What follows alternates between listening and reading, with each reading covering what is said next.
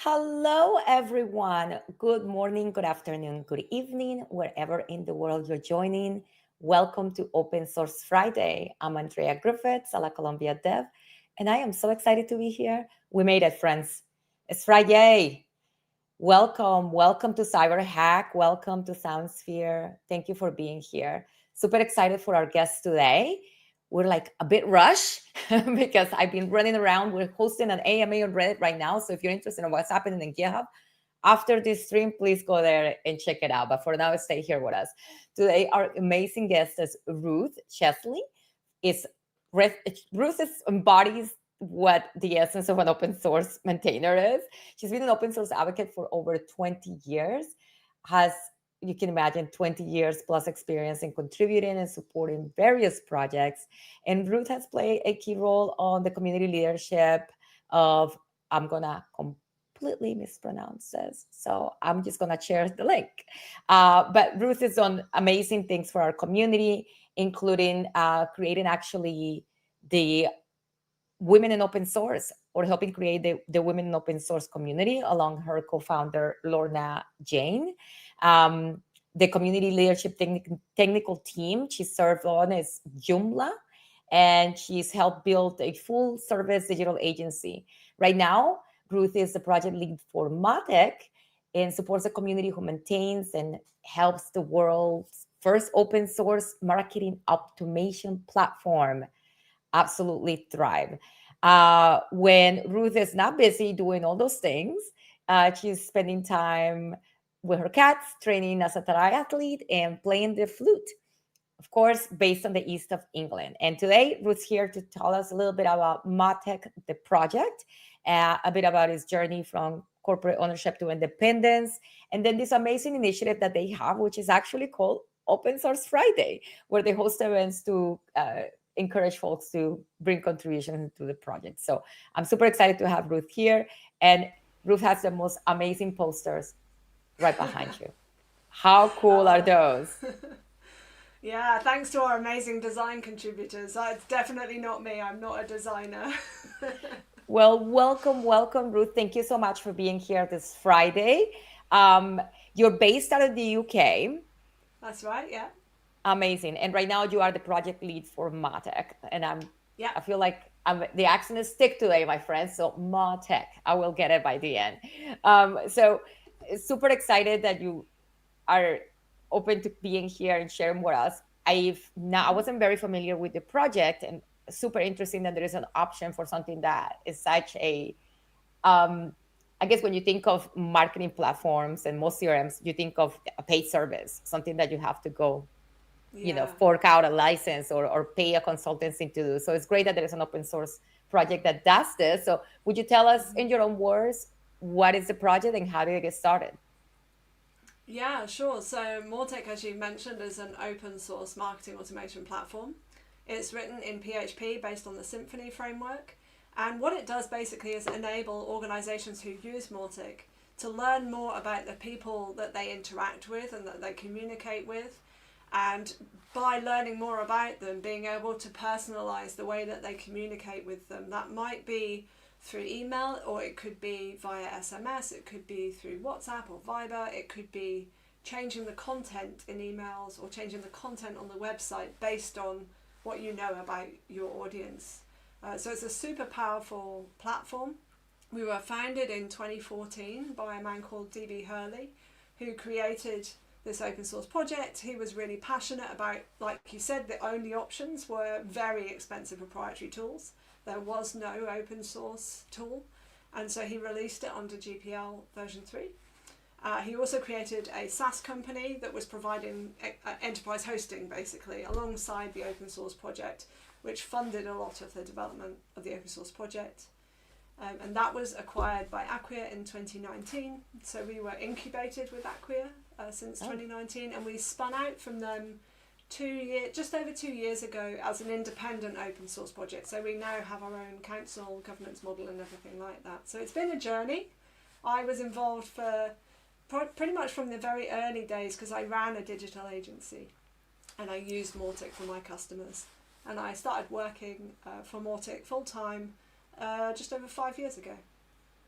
That's amazing. So you were a user of the project before you actually became involved. And then when you Yeah, became involved, you actually went through this journey of independence, which is fascinating, by the way. I'm going to share the link to this. yeah. You did an amazing, the organization did an amazing write up on that transition. And this is such an interesting topic to me, how you were able to accomplish that and continue to have a successful project and one that continues to thrive and it's got that new governance and the community is still super involved. Um, can I ask you a couple of questions about that before we dig into the project as well? Yeah, Is that yeah, okay? for sure. I did a whole talk on this at FOSDEM and stuff, so if you just search for it, you'll find it. But yeah, I'm happy to answer any questions you might have. Oh, amazing. Yes. No, well, I will 100% find that that talk at from FOSDEM as well. But I mean, I'm sure that at the time that this decision was made that you needed to like forge this path to independence, that did not come lightly. And so of the folks who were there, I guess, was it in 2019 that you started to establish your governance or No, so well, in 2019, when we were incubated with Acquia, there was no governance right? model. So at that Okay. point, we created a governance model with Acquia, so they could help us to grow. They also had a say in how things were going because they were building a SaaS product on top of Mautic, so they wanted to make sure the community would grow and thrive and actually give us an immense amount of support. I mean, the person who was like the representative on our council is Dries Boutart, who's the mega man in Drupal, has immense amount of experience in open source. Webchick as well, who's well known in the Drupal community, really helped us to grow that community. But then when we spun out, so that was a couple of years later, we then had to make a governance model that did not have corporate ownership or control. So that was a whole interesting consultative process as well. Fascinating. And I hope that for those of you who are involved with open source projects and maybe are this is a path that you're wanting to take, you done the work. So this is great. You can go back and see the nuisances of all that. So thank you so much for Yeah. sharing a bit about that. Okay, so you were a user of the project and obviously you became involved with the project to the point where now you're the project lead. And I'm sure the community's changed a lot. You have a conference now. We're gonna get to the demo, friends, but we have to talk about all the fun stuff too. Yeah. You have a conference now that's community. It's a community conference. Can you tell us a little bit about that? And I think you're bringing us a present for our audience that we can share as Yeah. well. So in 2020, we were all set to run our first conference in the States, and then COVID hit. So our first few conferences were online conferences. But then when we started to get back to being in person again, we decided to have one online conference a year and one in-person conference a year. And that's worked great, but it's a lot of effort for the community. So this year we're doing something different. We're having a one-day conference in London on the 3rd of November. And then we're having a community day, which is like a contribution day.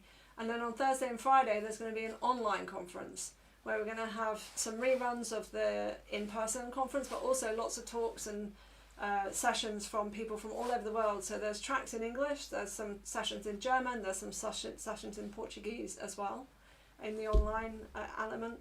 So it's like a week of Mautic basically. So that's happening this year in November, and there's a code as well that people can use to get some money off if you want to come and hear more about Mautic and you want to learn a bit more about what we do and have a nice few days.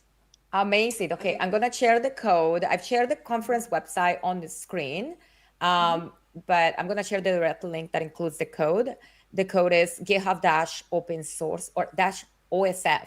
So, friends, if you are in London or what a great excuse to go to London, wanna Yeah. travel to London, I think we're definitely. like 2/3 capacity for London, so there's still some Wow, spaces. Online is you can join from anywhere in the world, obviously. So do amazing, come. amazing, amazing. Okay, and this is just one of the things that you do to have the community be involved, and then could you tell me a little bit about the Open Source Friday initiative that you have? Yeah, I mean, we were trying to think of a way that we could, because in our community, every single feature request, enhancement, bug fix, everything has to have two people manually review. We have automated tests and all that jazz, but we have two people who need to automate to actually review, and one person do a code review, and we have a big velocity of PRs that come through our project. So we're trying to find a way to actually centralize that effort and also help the organizations in our community make it possible for their team to contribute to Mautic. And what we heard from the organizations is actually Friday afternoons are usually quite a quiet time. So we said, okay, well, Open Source Friday, there's a whole website for that. Why don't we call it Open Source Friday? And we encourage agencies or anyone who uses Mautic to put some hours aside on Fridays to help with testing PRs, writing social media content, fixing bugs, helping each other with code reviews. And so we have a GitHub project board, and we also have a low and no code project board, which enables people to actually find sort of PR testing and bugs to fix in the project board, and also low and no code tasks to work on as well. And it works really well. People really, some weeks it's quieter than others, but people are there and they're helping each other out in the issue queues. People are helping by reviewing new contributors' PRs and giving them feedback. And it's given contributors and organizations a real focus. That's amazing. I love that you have created that intentional opportunity for low code and no code contributions. That is so great. Yeah. Let me see if I can find. Did you share one of the links where we can maybe send folks, or would it be the issues? I guess maybe. Yeah, so Brilliant. I've shared the mau.tc/contribute. That gives you all the different ways you can contribute to Mautic. And also the low code link is the project board for tasks that are not code related. So if you are a technical writer, or if you are wanting to help with reviewing pull requests or writing content or creating designs for social media or for our conferences, there's all kinds of things there. Even community building things like helping us with launching our ambassador program. Amazing. Okay, friends. So if you are interested in getting started in open source and you're looking for a project to contribute, but maybe you're not super confident in your technical chops to you're like just jump in right away to try and do a contribution with code. Like, And this is a October great entry as well. point. Yes, and it is October. Hacktoberfest. We've got a whole Yes. team of people who are like sitting waiting to onboard new people. So it's definitely a great month to try and get involved in open source. Amazing. I am so thrilled that you shared that with us, and I'm sharing it, friends. I'm sharing the chat, all the links, and for my folks that are joining via LinkedIn, I'm coming for you. I'm sorry, I gotta do this manually because I can't do it from our streaming platform. Okay, Yeah. awesome. So I saw a couple of questions in the audience earlier about, like basically the platform, like what wasn't a marketing automation platform or something like that. So if it's okay with you, like I'd love for you to share your screen and maybe you can take us through the project itself. Yeah, absolutely. Let me share my screen. Oh, that's the wrong button.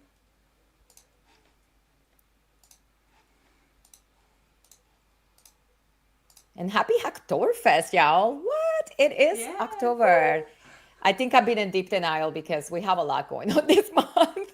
I just look up, I'm like, oh yeah, it's October 3rd. So we got to get with the program. All right, let me share these links here. But what a great month for you to take the time.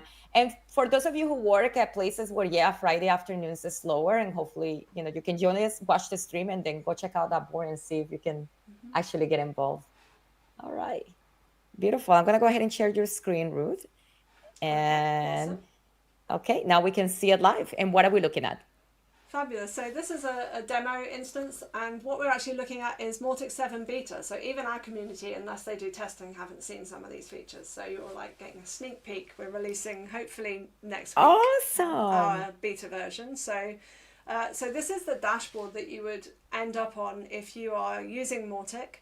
And what we're seeing here is the number of contacts that have been created over time, the number of page visits, the number of submissions of forms. And as a marketer, you can configure this to show what's relevant for you, basically. Each user can have their own dashboard. So you might be thinking, well, how does a contact get into here? Basically, at some point, when you land on a website for a company, at that point, you're an anonymous visitor. They don't know who you are, but they know you've landed there. They can see you in the analytics if you've allowed the cookies. And we have the same with Mautic. So we have the concept of a known contact, which we called a lead or a contact. But we also have anonymous contacts. So the way this works is you can put some tracking code on your website behind the appropriate cookie consent and all that jazz, obviously. And when someone lands on your website, it comes into Mautic a bit like this. So you can see just a list of IP addresses. We don't know who they are, but we know the kind of things that they're interacting with. And so this is telling us the pages that they're going on. And there are some pages that we're interested in because we know if they access those pages, they're more likely to engage with us, or they're more likely to buy. They're on a journey towards buying. So we can add points for those actions. So they land on a page and we say, right, we want to add 20 engagement points because we know that this is a page that people are going to engage with us. And likewise, you can see sales readiness. They've landed on a pricing page and they're probably going to be interested in buying. So at the moment, this is all anonymous. So if I was to do this myself, so we have a landing page here for a newsletter. You have to excuse my creating of brand to show this demo. I mean, I've used some pretty corny images, but you know, I love it. Gotta get the job done. I love it. So at the moment, I'm an anonymous visitor, right? So if I go back here and I go to contacts, you can see me here. You can see my my local host address, and you can see that I've landed on this page. And then if I was to land on another page like webinar registration, for example, I'm opening this in. Oops, this is not a landing page. I'm opening this in an incognito tab because we don't want to track the administrator doing stuff. That could pollute our marketing data. So if I just open my landing page and open this one in an incognito, then when we go back to my contact, we will see more traffic here. So we can see the webinar. Yeah, so we're building a picture of what people are doing as they're going through our website. Now if I then, for example, was to where's it gone? Nope. If I was then to live demo. No, that's all right. Of course, that's how we know it's real. It's always the way, isn't it? If I was then to fill this in, so it's asking me for my first name and my email address, and it says, hey, thanks for subscribing to our newsletter. You can also take them to a page where you give more information and stuff. What happens then is I become a known contact. So you can see that it's put my name that I just get, just the first name because I didn't give any more. It's picked up an image related to my email address from Gravatar. You can override that, but that's what it's doing there. And then we're getting the information here. So it's telling us that they filled in this form. And it's also telling us that we've been added to a campaign, which is a double opt-in campaign. So what I'm going to do is just show you a bit about how this actually works, what actually happens when we build a landing page. Everything is done in a really nice drag and drop builder. We have templates here. Some of these come with Mautic, but this one is one I've installed from the community. And everything can be built using drag and drop. So we just double click in here, we can change our content. As a company, you can provide themes that are using your brand. So you make sure that everybody uses the right brand and the right communication style. And then this is just inserting a form that I've created. So it's very user-friendly. Marketers find it very easy to get started. And it enables you to very quickly build landing pages for whatever you need. It might be an advertising campaign. It might be that you want someone to download an ebook, things like that. So I've filled in that form and it then will kick off a campaign. And campaigns are like the engine of Mautic. They are how all the automation happens within the product. And the double opt-in one is here. So those of you who've signed up for newsletters, you're probably familiar with this, right? It gives you an email that says, hey, thanks for signing up. You need to go here and click to confirm. So that's what this is doing. So we've filled in the form. We're going to send them an email, and you can see that we can send it immediately, or we could say in an hour, or we could say only send this on weekdays. And the email looks something like this, just a very simple email with a click to confirm. And when I confirm this, it takes me to a subscription confirm page. So that's what the user is going to receive. And it's transactional. So Mautic can also differentiate between transactional emails that must go to the inbox and marketing emails that might well land in promotions. And based on that, we then say, have they landed on that confirmation page? If they have, we go straight down this path.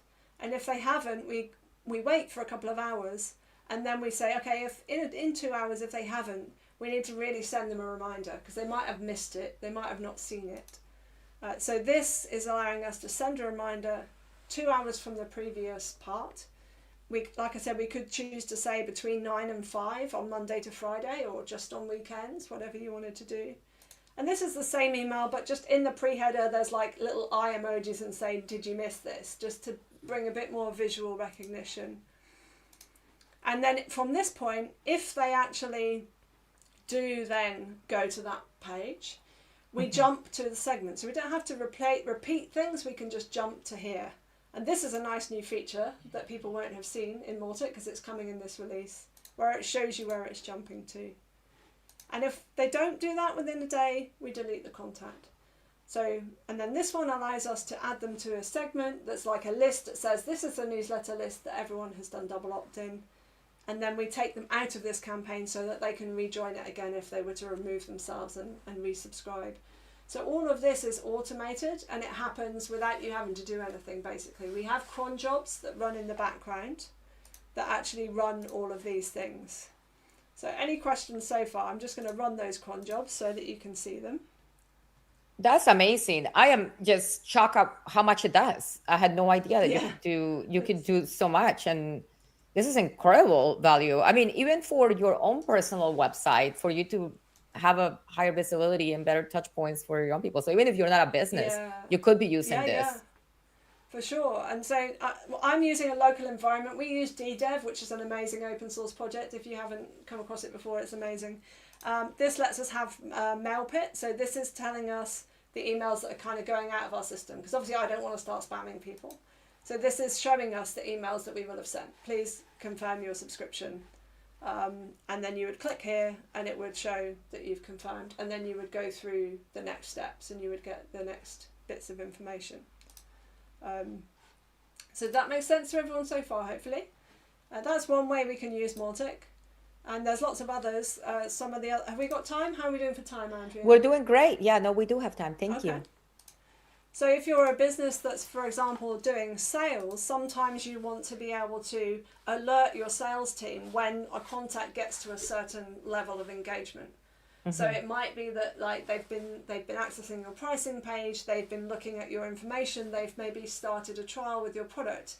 What this is doing is that when they go into a list called highly engaged leads, so because of their behavior, they've got into this list. If they have a certain number of points in a type, so if their sales readiness points are greater than 50, which I'm taking to mean in this business, they're probably going to buy. We want to actually tell their account manager, you need to reach out to this person because they've been engaging and they are going to become, probably going to become a lead. So all we're going to do is notify the account manager, so the person who owns that contact, and we're going to send them a nice email to say, woohoo, here's a sales lead, and give them their information. Now, if you have a funky sales setup, what you could do there instead of sending an email is actually push it into your CRM with certain flags that would highlight it for your sales team. So this is great for a small business that it just needs to know which customers are getting to what point in the user journey. But you can also do it for really big enterprise scale as well. And on the no path, we've got, if they're not quite at 50, well, have they actually got interest in our product? So have they been looking at our product page? Have they been interacting with those resources? If they have, then we'll add them to a segment that's going to send them emails nurturing them in the product, getting them more engaged, getting them more ready to buy. If they haven't, what we're going to do here is say, well, have they actually downloaded our infographic that tells them how amazing we are and whatever? If they have, then we're going to invite them to a webinar, because that's what is relevant for them. If they've read that, the next step is the webinar. And if they haven't, we're going to send them a re-engagement campaign to say, hey, you should really look at our infographic. So it can also help your internal business mechanics as well as your external marketing. There's so many different ways you can use it within your organization to optimize your automation, both internally and externally, that enable you to really make a difference to the way you're communicating. Amazing. And you're giving us an example of like for and this is great because now I understand how I get those emails that say, "Hey, we saw that you for Yeah, I yeah, bet you yeah. I'm a customer of some organization that uses Mautic, or they're Mm, paying a ton for a proprietary project, not knowing that there is an open source or a more reasonably option there, mm, where they tell you, like we noticed that you clicked in this, but you never did anything, or we noticed, and that yeah, for like an e-commerce point of view, yeah, makes sense for yeah, like businesses to have that to track like lead generation and the website yeah, analytics itself, the email engagement. But there are so many more industries that are using Matic now, right? Like I was yeah, looking through your case studies for like success, and you have nonprofits, you have educational yeah. institutions there, and even open source projects themselves, or like I guess Hmm. software projects can use it to help also track adoption. So there are so Yeah. many things that you can do. Um, what is one of the use cases that you've seen that has been kind of surprising? And I'm sorry I interrupted the demo, but I just really wanted to ask. No, no, that's fine. I mean, there's been some really interesting uses of Mautic. I think one of the ones that was very interesting was from one of our partners, where they were working with a company who provides agricultural stuff. So, like different kinds of, I don't really know the industry, but stuff in different types. Things for And agriculture. they, yeah, yeah, things for agriculture. And they needed, they wanted to be able to send personalised communications to those farmers, but only about the things that those farmers were interested in. And they wanted to have all the content in their content management system. And they wanted Mautic to then do all the hard work to like pull the right content out and push it out to the people automatically without anyone being involved. It would just sit there and do this on a weekly basis and send the emails out to the people based on their preferences. And that was integrated with Drupal. So that's one of the case studies. Inagro is the company and Dropsolid is the partner. That was a really interesting one. And there's also another case study on there with a German e-commerce company that have done amazing things in terms of cart abandonment and retail, and really driving. I think it's like six-figure profits from their work with Mautic. And there's one that used it as a HR company that were doing Wow. recruitment, and they're actually using Mautic in that. So it's so diverse. There's so diverse the kind of different projects that we hear about, and I get really excited when I hear people using it so innovatively to really drive massive change for those organisations, massive change. And at Mauticon, we'll actually be having our second Mautic Awards where we celebrate these projects that are doing amazing things as well. So That's amazing. That is so great. Okay, I'm yeah, gonna share on the screen again the code, the actual conference, the multi-conf, and then the code mm-hmm. again. So folks, if you wanna go by and take a look and learn more about Mautic, that's amazing. Luan, I am coming with the repo. Let me share it with you on GitHub. And then I'm sorry, Ruth, was there another part of the demo? I just got excited Uh, and interrupted you. I think we're getting a bit short of time, so that there's loads of stuff I could talk about. But yeah, if you wanted to move on to any other questions, I saw a question in the chat. Did you want me to answer that question from Belinda? Yes, please. Thank you so much. Well, I Yeah, look for the link. And I think there was it's a a really question good about marketing question. emails. Was it? Yeah. Yeah, can we send marketing emails without the newsletter prompt? If you have consent to send marketing emails, then you can send marketing emails. If you don't have consent to send marketing emails, then you should not send marketing emails, ultimately. So if you have received someone into your system through another system where they have clearly said that they consent to receiving marketing emails, then you can bring them into Mautic and send it without having the newsletter. But not if you, say, had one-to-one sales consent but not marketing consent. Then you would need to get their consent. It is just good practice the first time you email someone to just check you've got the right email address and that they want to hear from you anyway. Yeah. Because otherwise you end up with junk lists and then that hurts your deliverability. So Yeah. No, that makes complete sense. And most of that you can set up yourself when you're doing your outreach to do an opt-in. Yes, I want to hear yeah. from you. Yes, send me any offers. And Mm-hmm. then you're in business because then you can feed all of Yeah. this to Mautic and Yeah. get it And going. some organizations have been super creative. We've got a case study on our website where an organization I think it's in Serbia, worked with a company that sell fitness and nutrition stuff, and they did like a scratch card thing, and they did Oh, a fun. scratch card, and with a bank they've done a thing where they had like a wheel spin to get like you had different offers that were on. Like those are great ways of actually getting that consent from the person to play something, and then you can talk serious about the fact what you're actually trying to get them to take part of. That's awesome. Gamifying it. Yeah. Yeah, you know what? I've fallen for that a million times. It works.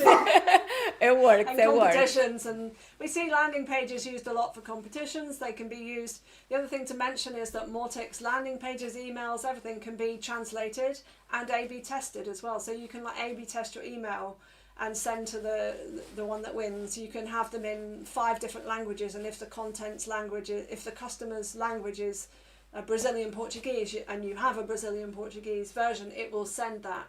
And then everyone else who has English will send English, and if you've got German, it will send German. So that's all kind of baked in, which is really awesome. Yeah. That's awesome. That's awesome. That's awesome. And folks, this is something you can run yourself. Of course, Mautic, the company, like offers some levels of support, but this is an open source project. I've shared the repo. Please go by and leave a star on this repo today. And if you know a business, and what an incredible, powerful tool for like even small businesses or all of you that are kicking off startups, all these vibe coded products that you got, you need to find a way to actually promote them. We have another question, Yeah. Ruth, I want to get to. Are dashboards accessible / user friendly for sellers and CSMs who want to know more about lead activity and engagement over time? And thank you, Belinda, for the question before, and thank you, Jackson, for this question. Yeah, thanks, Jackson. Great question. So I'm not sure what you mean by accessible, as in people who have disabilities.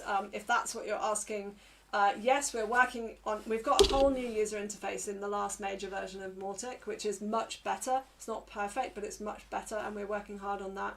In terms of user friendliness, you can build your own dashboard, you can build your own reports as well. Our reporting system, we know, needs a bit of TLC. It's kind of been built by developers, so it's great if you know how to work it, but it's kind of a bit clunky. But the dashboards, definitely, you can create a dashboard that shows you the stuff that you want to know about. And you can filter that by specific segments and what have you. You can get reports emailed to you, say on a weekly or monthly basis, with like contacts and what their point scores are, who are the top 10 whatevers. So yeah, we do hear that it's actually really helpful for sellers and customer service people. Particularly, like, you can also use workflows if you're in support or customer service. If people are landing on your danger pages, like how do I make a complaint, or like things are going wrong, or they're landing on pages that people land on when they aren't happy, you can also use that to say, we really need to escalate this account to the account manager, and you can shoot an email to them straight away and say this customer needs some attention.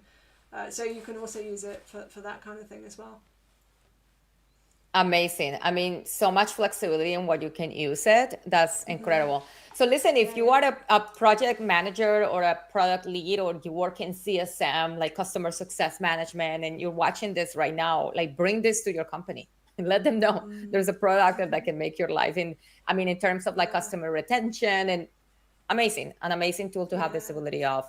Wonderful. And it's a great time as well to have those conversations, because organisations are really focusing on digital sovereignty, on making sure that they actually own their data, that they're getting away from being locked into vendors who don't allow you to have access to all of your data.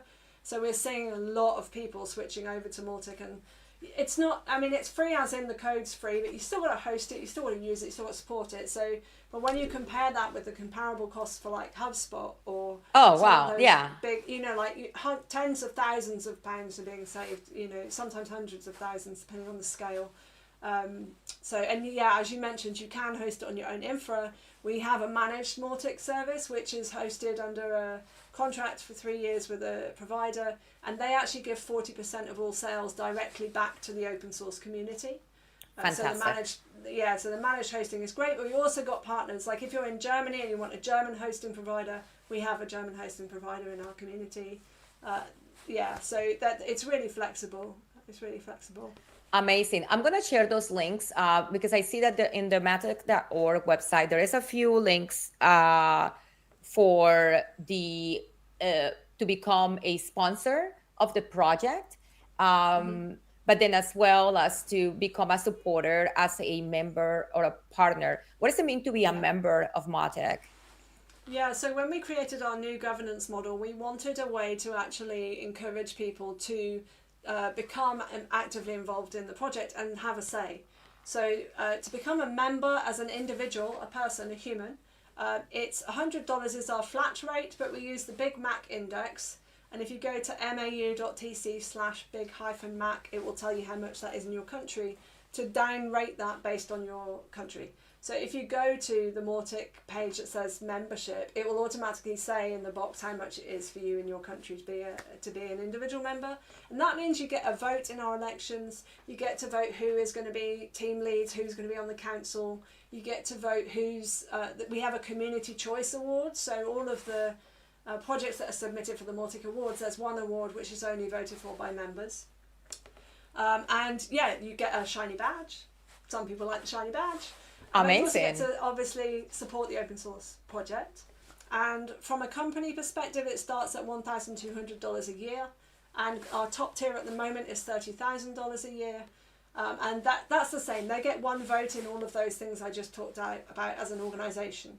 So if they're an individual and an organisation, then they get one vote for each of those. And partners are like our elite of the elite. So partners are members who pay to be a member, who are also actively contributing on a consistent basis to the project. So they're giving their staff time, they're contributing through testing, they're contributing by helping with whatever they're doing in the project. So partners are like members who are also practically involved in the project.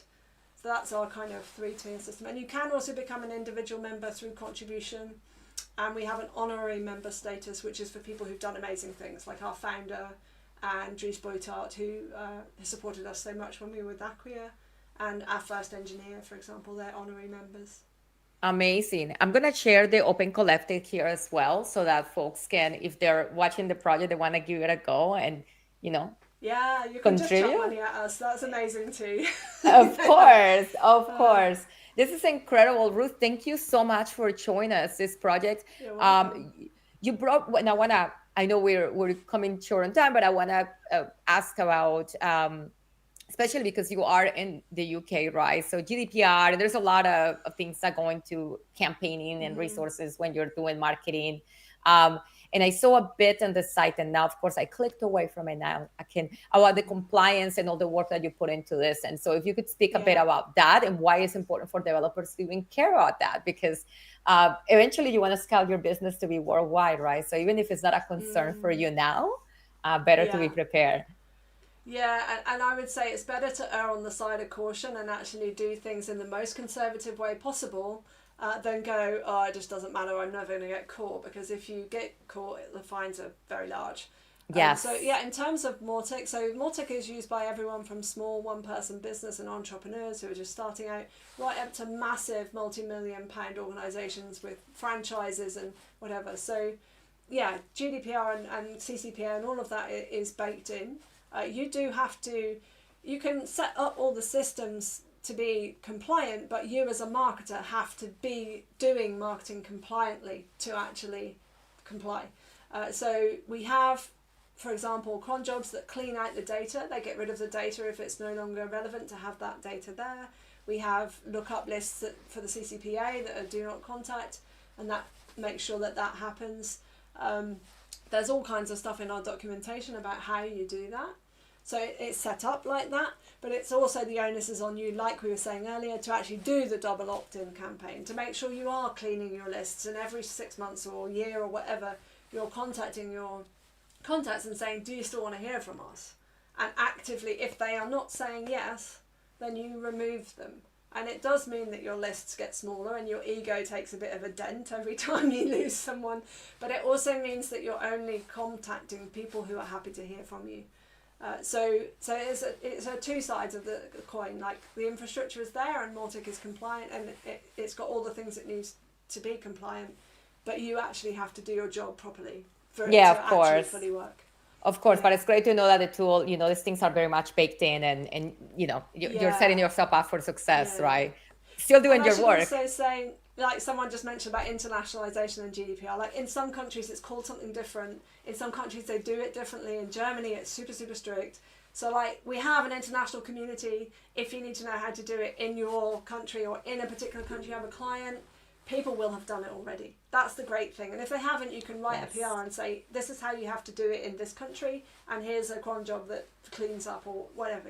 That's the beauty of open source. You don't have to wait for a big company to care enough. You could actually do it yourself if you wanted to, or pay someone to do it and contribute it. So I love that. I love that. And it sounds like you have a super strong community. And, yeah, yeah, hey, if yeah. you want to be a part of it, check out all the events, go to the conference. I dropped the code with the discount. Thank you. What a generous discount as well. For all of you who are watching and might be in London and want to attend.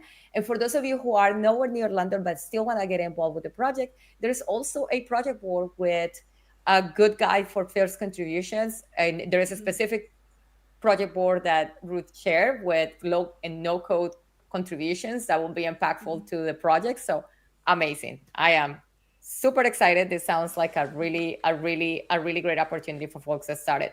All right. So in closing, Ruth, I have to ask what's next for the project itself? What are things that you were so generous? You show us a sneak preview of something that folks have not seen at the beginning, and thank you for that. But is there anything in particular you're excited about the future of Mautic?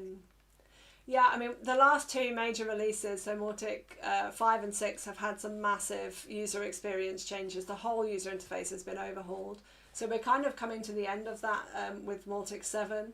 We've also got some really great features. We received our first ever grant fund this year from NLNet. So we were funded to Amazing. create the ability to import and export campaigns and everything that goes with a campaign, so that you could move it to another instance or you could just copy it and import it again.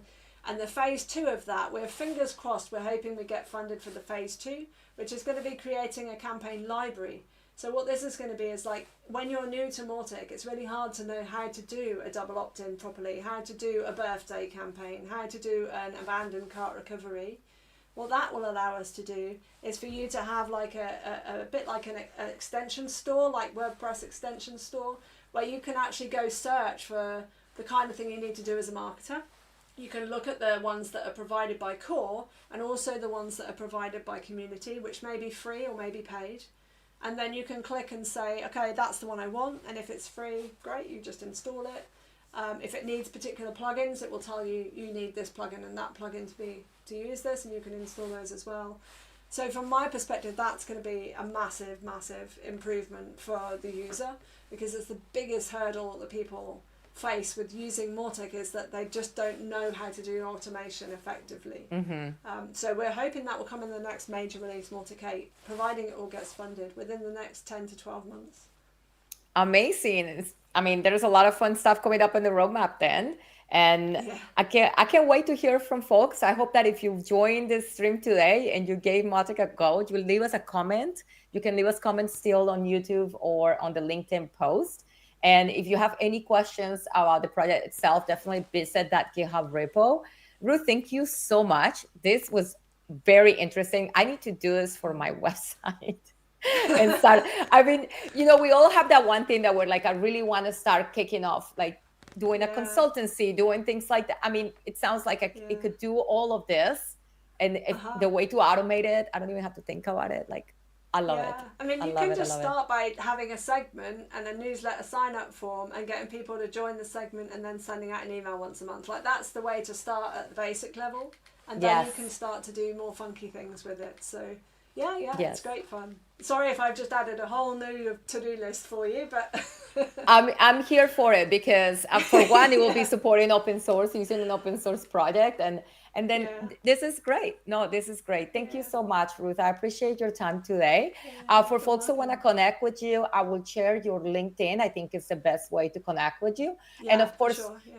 you can go to Ruth's website as well at ruthcheesley.co.uk and take a look Mm-hmm. at all the projects. I also will watch your FOSDEM. I want to go to FOSDEM next year, but I will watch your FOSDEM talk because I think The topic of governance is so interesting, especially now more than ever. I think there's so many Yeah. conversations around an open source. So I will 100% Yeah. go find it for you, friends, and I will drop it in the comments so Yeah. that you can watch it. We can watch If it you go together. to speaking.ruthcheesley.co.uk, that's got all of my talks on there. So if you put speaking in front of my website URL. Yeah. Brilliant. Perfect. Thank you so much, Ruth. I appreciate you being here. Thank you for showing us Mautic. Thank you so much for the opportunity. It's been really lovely. Thank you, Andrea. All right. Well, friends, thank you for joining. And let's give Ruth a warm goodbye. And we'll see her next time. I hope you come back and show us some of the newer features, maybe in upcoming months. That'll be terrific. Thank you, Ruth. And for those of you who are still here with me, this is the last day the last 2 days for you to enter our GitHub Universe ticket giveaway. You can do that by going to gh.io/win. Go win the ticket so you can come hang out with me and we can talk about open source. All right. And please join our live stream on Monday. If you haven't subscribed to our YouTube channel, we are joining forces with the folks from Render ATL with an amazing announcement for the open source community. So I hope to see you Monday.